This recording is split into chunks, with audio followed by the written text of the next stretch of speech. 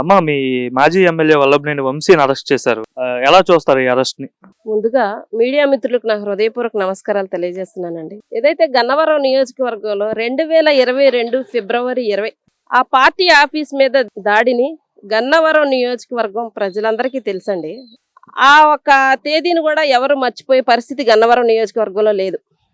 ఎందుకంటే ఒక ప్రజల చేత ఎన్నుకోబడిన ప్రజాప్రతినిధి సంఘ విద్రోహ శక్తుల్ని ప్రోత్సహిస్తూ ప్రజలకు మేలు చేయాల్సింది పోయి ఆ యొక్క ప్రజల మీద దాడులు చేయడం కానివ్వండి, హింసాపూరిత కక్షపూరితంగా పార్టీ ఆఫీస్ని ధ్వంసం చేయించడం, కార్లను తగలబెట్టించడం, ఆ రోజు మహిళా సోదరమణులను కూడానండి రాళ్లబెట్టి, అసలు చూస్తే ఆ సన్నివేశం, ఆ డేట్ని తలుచుకుంటే చాలండి అసలు కసి కట్టలు తెంచుకొని వస్తుంది. ఈ రోజున ఆ యొక్క ఈ మాజీ శాసనసభ్యుడు ఎవరైతే ఉన్నారో వల్లభనేని వంశీ అరెస్ట్తో గన్నవరం నియోజకవర్గంలో తెలుగుదేశం పార్టీ శ్రేణులు పడిన కష్టం ఈ రోజున దానికి ఫలితం లభించిందని చెప్పుకోవాలి. ఎందుకు వాళ్ళు అంటున్నారు అసలు అక్రమంగా అరెస్ట్ చేస్తున్నారు, ఏ తప్పు చేయకుండానే కేవలం కక్ష చర్యలు సాధిస్తున్నారని చెప్పి అంటున్నారు.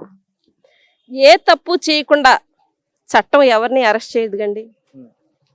గత ప్రభుత్వం ప్రశ్నిస్తే కేసులు, దాడులు, నిర్బంధాలు, కార్యక్రమాలు, పార్టీ కార్యక్రమాలు చేయించుకొని చేసింది అది గత ప్రభుత్వం అండి. ఇది ప్రజాపాలన, ప్రజాస్వామ్య పాలన నడుస్తుంది ఇప్పుడు రాష్ట్రం మొత్తం. The great visionary leader Nara Chandrababu Naidu గారు క్రమశిక్షణకి ఆయన పెట్టింది పేరు. మనం ఒక ప్రజాప్రతినిధిగా నా వల్లభనేని వంశీ అప్పుడు నోటికి ఇష్టానుసారంగా మాట్లాడడం, ప్రజాప్రతినిధి అయ్యుండి ఇష్టానుసారంగా మాట్లాడి ఈరోజు ఈ స్థాయికి ఆయన గోతిని ఆయనే తవ్వుకున్నాడు. ఒకప్పుడు తెలుగుదేశం పార్టీ మునిగిపోయే నావ, ధర్మాట సత్యం వచ్చినా దాన్ని పైకి తీయలేడన్నాడు అని మాట్లాడిన వ్యక్తి వల్లభనేని వంశీ. పార్టీ ఆఫీస్ మీదకి దాడికి ప్రేరేపించిన వ్యక్తి వల్లభనేని వంశీ. మరి అతని దాడిని తెలుగుదేశం పార్టీ శ్రేణుల గురించి నేను మాట్లాడలేదండి. గన్నవరం నియోజకవర్గ ప్రజలందరూ కూడా హర్షించే రోజు ఈ రోజు. మీ కళ్ళల్లో కూడా ఆనందం కనిపిస్తుంది. ఏంటి అంత ఆనందం ఏంటి వంశీని అరెస్ట్ చేస్తే? ఆనందం కాదండి, చట్టం ముందు అందరూ సమానమే. అది ఒక మేడేపల్లి రమ అయ్యుండొచ్చు, వల్లభనేని వంశీ అయ్యుండొచ్చు, కొసరాజు సాయి అయ్యుండొచ్చు, పరుచూరు నరేష్ అయ్యండి, ఎవరైనా కానీ చట్టం ముందు అందరూ సమానమే. చట్టం తన పని తను చేసుకుంటా పోతుంది. గత ఫిబ్రవరి 20వ తారీఖున పార్టీ ఆఫీస్ మీద దాడి చేసి బాధితుల్నే నిందితులను చేశారు. దాడి చేసింది వాళ్లే, కార్లు తగలబెట్టింది వాళ్లే, నిందితులను చేసింది కూడా ఆ తెలుగుదేశం పార్టీ వాళ్ళనే. అరెస్ట్ చేసి ఈ సందర్భంలో ఒక విషయం చెప్పాలండి, అక్రమంగా కేసులు పెట్టడం కాదు, ఒక దళిత మహిళ, నేను దళిత మహిళనండి, నా మీద SC/ST అట్రాసిటీ కేసు పెట్టారు. అంటే చట్టాలను ఏ విధంగా ఉల్లంఘించారో చూడండి. వాస్తవం చెప్పుకోవాలంటే ఈరోజు నా కళ్ళల్లో కాదండి ఆనందం, గన్నవరం నియోజకవర్గంలో ఎవరైతే ఆ యొక్క విరోచితంగా పోరాడారో, ఎవరైతే ప్రజాస్వామ్యబద్ధంగా పాలన జరగాలనుకుంటున్నారో వాళ్ళందరూ హర్షించే రోజు ఈ రోజు అని చెప్పడంలో ఎటువంటి సందేహం లేదు. ముఖ్యంగా చూసుకుంటే తెలుగుదేశం పార్టీ కేడర్ కావచ్చు, అట్లానే గన్నవరం నియోజకవర్గంలో ఉన్న తెలుగుదేశం పార్టీ, ముఖ్యంగా వైసీపీలో జగన్ కూడా టార్గెట్ చేయలేదు, కొడాలి నాని వల్లభనేని వంశీని అధికారం వచ్చిన తర్వాత ఎప్పుడు అరెస్ట్ చేస్తారనేసి అయితే చాలా ఆతృతగా ఎదురు చూసిన వేళ మరి ఈరోజు అరెస్ట్ ఎందుకు వాళ్ళిద్దరిని అరెస్ట్ చేయాలని అంత ఆతృతగా ఎదురు చూస్తారంటే ఏం చెప్తారు? ఇప్పుడు తెలుగుదేశం పార్టీ కక్షపూరిత రాజకీయాల కేర్ ఆఫ్ అడ్రస్ కాదండి. అది వైసీపీ పార్టీ కక్షపూరిత రాజకీయాలు చేయడం అనేది. ఇప్పుడు నేనున్నాను, నా నోటిని నేను కాపాడుకున్నాను అనుకోండి, నన్ను ఎవరో ప్రశ్నించరు, నన్ను ఎవరో క్వశ్చన్ చేయరు. నోటికి ఎంత మాట పడితే అంత మాట మాట్లాడి ఒక ప్రజాప్రతినిధిగా ఉన్న వ్యక్తి మీడియా సాక్షిగా తల్లి లాంటి భువనమ్మని మీడియా సాక్షిగా దూషించాడు. అది అందరికీ తెలిసిన విషయమే, రాష్ట్రం మొత్తం తెలిసిన విషయమే. పార్టీ ఆఫీస్ మీద దాడి రాష్ట్రం మొత్తం మా గన్నవరం నియోజకవర్గం వైపు చూసింది. మొన్న చాలా బాధాకరం. ఇక ఎవరైతే నిందితులు ఉన్నారో, పార్టీ ఆఫీస్ మీద దాడికి పాల్పడిన వాళ్ళు ఉన్నారో వాళ్ళకి బెయిల్ వచ్చిందని చెప్పి సత్యవర్ధన్ బలవంతంగా లొంగ తీసుకొని సత్యవర్ధన్తో వాంగ్మూలం ఇచ్చాడు. సోదరుడైతే అటువంటి వ్యక్తి కాదు. ఎంత ప్రలోభాలకు గురైతే ఆ వ్యక్తి అలా మాట్లాడుంటాడో మేమైతే అర్థం చేసుకోగలుగుతాం. ఆ వ్యక్తి అయితే అటువంటి వ్యక్తి కాదు. దాని పరిణామాలు త్వరలోనే చూస్తాం. మీ పేరన్నా? పేరు సాయిరామ్ అండి, గన్నవరం నియోజకవర్గం. గన్నవరం నియోజకవర్గం. ఏదన్నా మీ మాజీ ఎమ్మెల్యేని అరెస్ట్ చేశారు కదా, ఎలా ఫీల్ అవుతున్నారు? ఇందులో కొత్తగా ఫీల్ అవటానికి ఏముంది, ఎవరు ఎంత చేసుకుంటే అంత వాళ్ళకి దక్కుతుందని చెప్పి గతంలో పురాణాల నుంచి కూడా ఉంది. కాబట్టి వాళ్ళు అన్యాయాలు చేశారు, ఆయన అక్రమాలు చేశాడు. గత 5 సంవత్సరాలుగా చాలా విధ్వంసాలకు పాల్పడ్డాడు. ఇక్కడ సహజ సంపదను కొల్లగొట్టాడు. అదేవిధంగా ప్రతిపక్ష పార్టీల మీద దాడులు చేయించాడు, అక్రమ కేసులు పెట్టించాడు. కాబట్టి ఇన్నాళ్ళకి ఆ ప్రారంభం అనుభవిస్తున్నారని చెప్పి మేము అనుకుంటా ఉన్నాం. అంటే అక్రమంగా అరెస్ట్ చేశారని చెప్పి వైసీపీ నాయకులు మాట్లాడుతున్నారు. అక్రమంగా అరెస్ట్ చేయలేదండి, అక్రమాలు చేశాడు కాబట్టి అరెస్ట్ చేశారు. ఎందుకంటే ఆయన గత 5 సంవత్సరాలకి ఇక్కడ చేసినటువంటి అన్ని ప్రజలకు తెలుసు. కాబట్టి గన్నవరం నియోజకవర్గంలో గతంలో ఎన్నడూ లేనటువంటి మెజారిటీని యార్లగడ్డ వెంకట్రావు గారికి ఇచ్చి గెలిపించారు ప్రజలు. ఒక సుస్పష్టమైన తీర్పునిచ్చారు.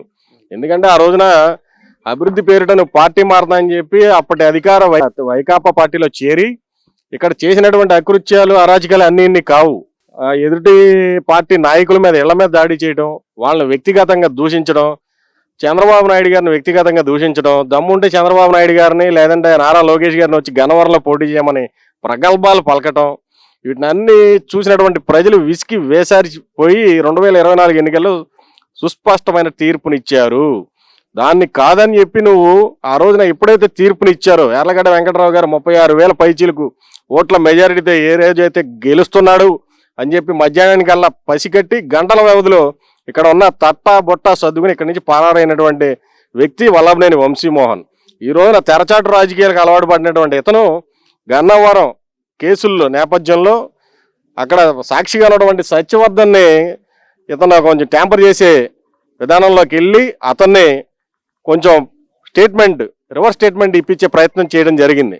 ఇది మళ్ళీ కూడా ఈ వల్లభనేని వంశీ అనే వ్యక్తి ఒక రాంగ్ స్విచ్ ఆన్ చేశాడని చెప్పి మేము భావిస్తా ఉన్నాం. దానికి పర్యవసానం, ప్రారంభం అతని చుట్టూ ఉన్న అనుచరులు కూడా అనుభవిస్తారని చెప్పి ఈ సందర్భంగా తెలియజేస్తా ఉన్నాం. అంటే ఏదైతే సత్యవర్ధన్ కేసు పెట్టాడో ఆ కేసు సంబంధించి ఆయన వాపస్ కూడా తీసుకున్నారు కదా, అఫిడవిట్ కూడా కోర్టులో ఇవ్వడం జరిగింది. సో మళ్ళీ ఇది కావాలనే అక్రమంగా తనని కక్ష సాధింపు చర్యల్లో భాగంగానే ఈ విధంగా ఇంకో కేసు పెట్టి అరెస్ట్ చేస్తున్నారని చెప్పి వైసీపీ వాళ్ళు కావచ్చు, వాళ్ళ మిస్సెస్ కావచ్చు, వీళ్ళందరూ అంటున్నారు. అదేనండి, ఇప్పుడు ఉన్న వివరాలు అన్నీ కూడా విత్ సీసీటీవీ ఫుటేజ్ అన్నీ కూడా పోలీసు వారి కోర్టుకి సమర్పించడం జరిగింది. ఈ విషయం కోర్టులో ఉంది. సత్యవర్ధన్ని వీళ్ళు బెదిరించి వాంగ్మూలం ఇప్పించారని చెప్పి కూడా మన పీపీ గారు కోర్టులో వాదించిన పరిస్థితి మనం చూసాం. కాబట్టి విచారణలో అన్ని విషయాలు వెలుగులోకి వస్తాయి. అతన్ని కిడ్నాప్ చేసి అతన్ని వాంగ్మూలాన్ని రివర్స్ స్టేట్మెంట్ ఇప్పించారని చెప్పి కూడా అభియోగం వచ్చింది. కాబట్టి వీటన్నిటి పరిణామాలు భవిష్యత్తులో మనం చూస్తాం. అంటే గతంలో ఏదైతే ముఖ్యంగా ఈ కేసు ఏదైతే ఉందో, ముఖ్యంగా ఏదైతే గన్నవరం పార్టీ ఆఫీస్ పై జరిగిన దాడి కోసం చెప్తారు, ఆ దాడిలో మరి వంశీ పాత్ర ఉందంటారా? ఖచ్చితంగా. చుట్టుపక్కల చెట్టును అడిగినా, పుట్టను అడిగినా, పుట్టబోయే బిడ్డను అడిగినా చెప్తారు. వల్లభనేని వంశీ నేరుగా తనే స్వయంగా రెక్కి నిర్వహించి ఇక్కడ తన అనుచరుల్ని అలాగే అరాచక శక్తుల్ని ఉసిగొల్పి ఆ రోజున మా ఇన్ఛార్జ్ అయినటువంటి బచ్చుల అర్జునుడు గారు ఆయన హాస్పిటల్లో ఉన్నప్పుడు, ఆయనకి ఇబ్బందికరమైన పరిస్థితిలో కేడర్ ఉన్నప్పుడు ఆ రోజున చేసినటువంటి అరాచకం రాష్ట్రం మొత్తం ఆ రోజున చూసింది. ఖచ్చితంగా ఇది వల్లభనేని వంశీ చేసినటువంటి అరాచకం.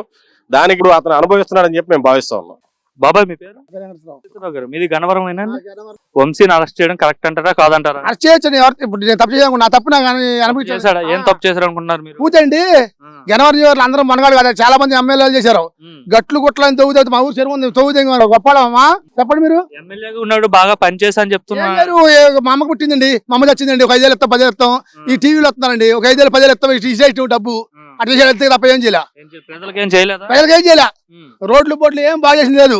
మా అమ్మ వచ్చిందండి, ఒక 50 ఏళ్ళు ఇస్తాం. మా అమ్మాయి ఒకటండి ఇట్లా ఇస్తాం, లేదా చేసాడండి. ఆ పని తప్ప ఏం చేయలేదు. గొడవలో వంశీ పాత్ర ఉందంటారా? వంది లేదు, ఉంది. మరి బచ్చురాజుని మా బీసీలు యాదవులు, మేము యాదవులం. ఇక్కడ మేము యాదవులు అని ఆయన ఏం చేయాలంటే ఇక్కడ ఎవరు బచ్చురాజుకి ఎవరు లేదు దిక్కు, నేనే మాకోండి ఈ ఏరియా ఉన్నాడు. అంత పరిణామం ఆయన దేవుడు ఇప్పుడు ఇచ్చాడు. అది జరిగింది.